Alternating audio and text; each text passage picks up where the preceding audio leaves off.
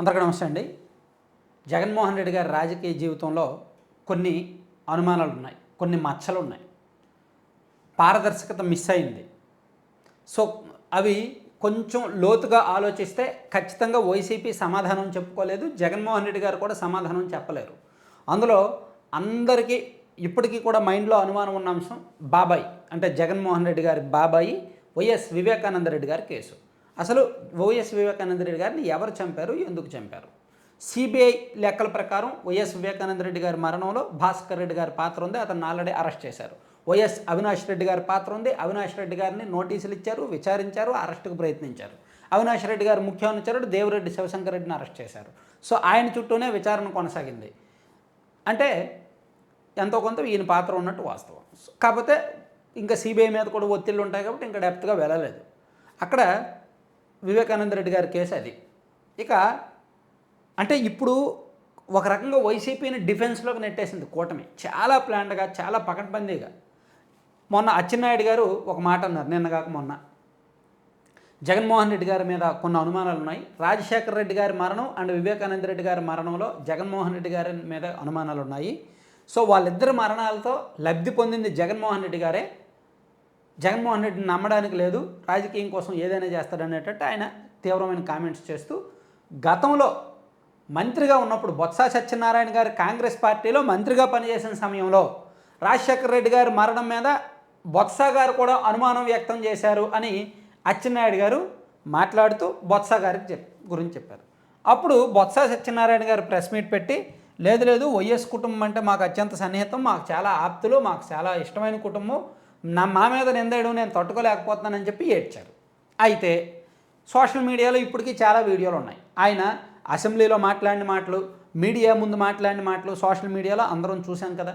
So నేను ఇప్పుడు అది ప్లే చేయడం వలన నాకు కాపీరైట్స్ పడతాయి కాబట్టి నేను ప్లే చేయలేను. సో ఇప్పుడు ఆయన ఏం మాట్లాడారు, గతంలో రాజశేఖర రెడ్డికి 365 రోజుల్లో 360 రోజులు మద్యం ముట్టకుండా ఉన్నాడా, మద్యం ముడతాడు అనేటట్టు షర్మిల గారిని ఒకసారి విమర్శించే క్రమంలో రాజశేఖర రెడ్డి గారి గురించి మాట్లాడాడు ఆయన. అదొకటి ఓపెన్గా ఉంది సోషల్ మీడియాలో. మరోవైపు అసెంబ్లీలో ఆయన విజయమ్మ గారి గురించి, జగన్మోహన్ రెడ్డి గారి గురించి చెప్తూ సంతకాల సేకరణ గురించి ఆయన మాట్లాడిన అంశాలు ఉన్నాయి. ఇలా రాజశేఖర రెడ్డి, అలాగే కొన్ని పేపర్ క్లిప్పింగ్ కూడా ఉన్నాయి.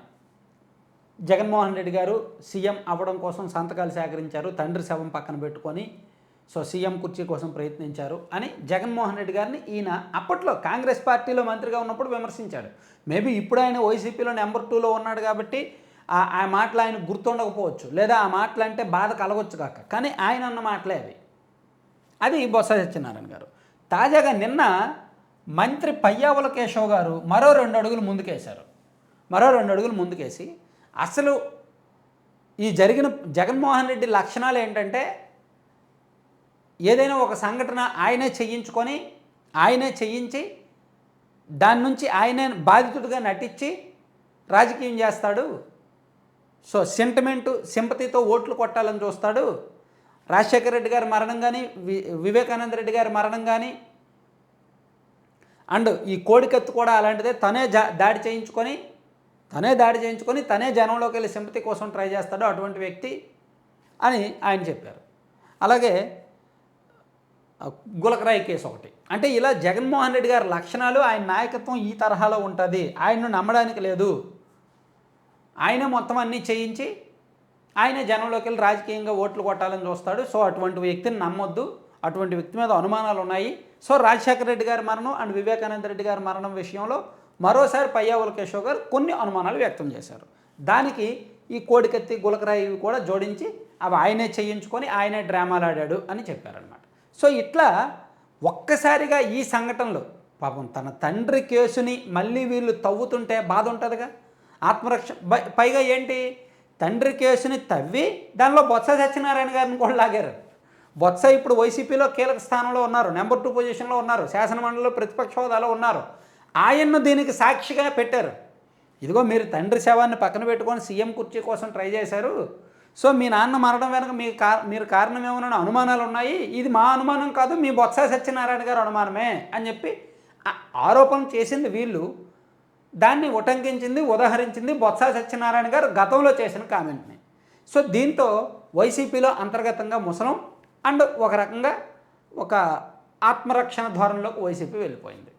తప్పు చేసింది జగన్మోహన్ రెడ్డి గారు, దానికి సాక్ష్యం బొత్స సత్యనారాయణ గారు. సో మేము మీ పార్టీలో జరిగిన వ్యవహారాన్ని మేము చెప్తున్నాం అని చెప్పి వీళ్ళు చేతులు దులుపుకొని, అంటే చాలా తెలివిగా చాలా జాగ్రత్తగా సరైన టైంలో వైసీపీని ఆత్మరక్షణలోకి నెట్టేశారు. సో ఇప్పుడు బొత్స సత్యనారాయణ గారిని గతంలో ఆయన మాటలన్నీ కూడా ఇప్పుడు గుర్తుకొస్తున్నాయి, వైసీపీ వాళ్ళు గుర్తు చేసుకుంటున్నారు.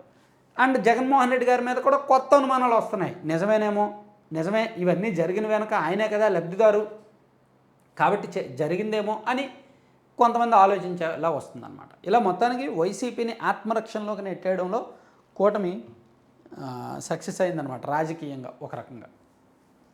Thank you.